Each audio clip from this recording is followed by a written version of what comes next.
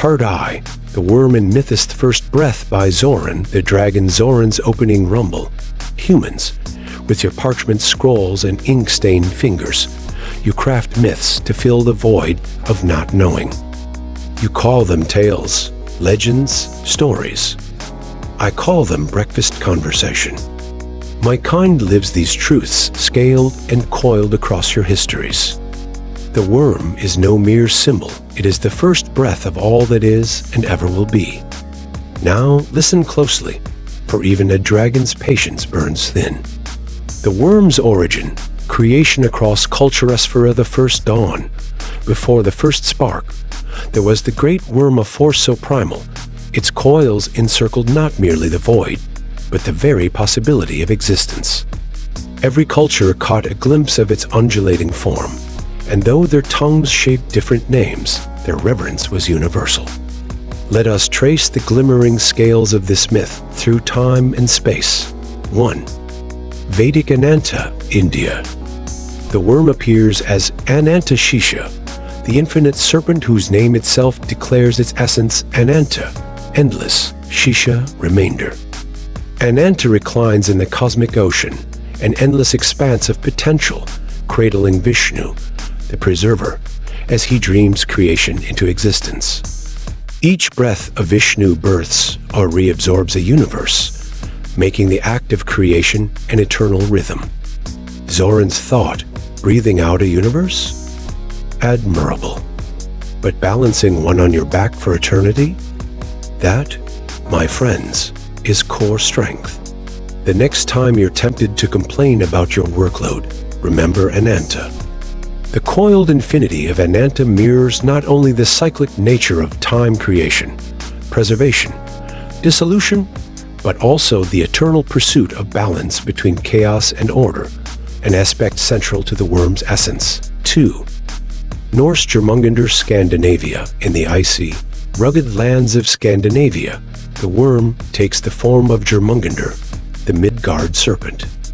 So vast is its body that it encircles the earth, its tail clasped in its mouth, a perpetual Ouroboros that binds the world together. Yet Jörmungandr is not merely a passive sentinel. It is both a protector and a harbinger of doom, destined to face Thor during Ragnarok. Zoran's commentary, Jörmungandr. Humans fret over endings, yet the Midgard serpent understands endings are doorways. To destroy is not to fail, it's to make space for the new. You should try it sometime. Jörmungandr's story speaks of tension and inevitability. The balance it maintains ensures the world endures. But the moment that balance is broken, all must change. This duality of creation and destruction entwined resonates deeply with the Wyrm's role as the ultimate cycle maker. 3. Chinese Long China.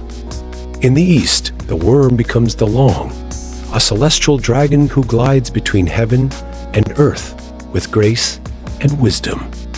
Unlike its fearsome Western counterparts, the Long is a symbol of harmony, prosperity, and life. It commands the rains, irrigates the fields, and ensures the rhythm of seasons, embodying the symbiosis of nature's forces. Zoran's quip: you humans paint longs in gold and silk, so polite. Do you think we don't notice when you also call us thunderstorms? We wear chaos like a crown and harmony. That's just chaos wearing a well-fitted robe. The Long represents the power of balance, assertive yet gentle, fierce yet nurturing. Its mastery of duality aligns with the Wyrm's wisdom. To create harmony, one must first understand and embrace chaos. 4. Other glimmers of the Wyrm's presence ripples across continents, its essence surfacing in diverse forms. Mesoamerican Quetzalcoatl. The feathered serpent embodies duality, life and death, earth and sky. As a god of wind and learning, Quetzalcoatl breathes inspiration into human hearts and serves as a bridge between the mortal and the divine. African Rainbow Serpent. In various African cosmologies, the rainbow serpent carries life-giving waters across the land. It is both a creator and a destroyer, its movements shaping rivers and its coils embodying cycles of fertility and drought. Greek Ouroboros, the eternal serpent, tail and mouth, represents the infinite cycle of life, death, and rebirth. A timeless symbol of self-renewal, the Ouroboros resonates with the worm's theme of perpetual transformation. Zoran's observation. The worm slithers through every story, an uninvited yet inevitable guest. You may call it what you like, but its truth remains the same. It spins the wheel of existence, for better or worse. Beyond myth, the universal warmth, these stories may appear as fragments, isolated by geography and culture, yet they are threads in a greater tapestry. The great worm's origin transcends borders, a universal archetype woven into the collective unconscious. Zoran's final reflection. Do you see now, reader, that the worm isn't merely a myth? It is the pulse you feel beneath your feet, the storm on the horizon, the breath that inflates your chest. Myths are not stories, they are truths told in the only language you'll listen to. Zoran's aside. You call it myth. I call it breakfast conversation. You humans use the word myth with disdain, as though it means falsehood. Such arrogance to dismiss the echoes of the worm's truth, just because they do not fit neatly into your charts or equations. Let me enlighten you, fragile beings. Myth is not a lie. It is a truth so profound, so vast, that your language can only capture fragments of its glow. Like attempting to bottle starlight, you confuse the sparkle for the source. The worm is no mere character, no bedtime story invented to pacify your fears. It is the breath beneath your breath, the rhythm pulsing through galaxies. When you feel the ground quake beneath your feet or watch the stars shimmer in the void, you are witnessing the worm at work. To deny it is to deny the heartbeat of the universe itself.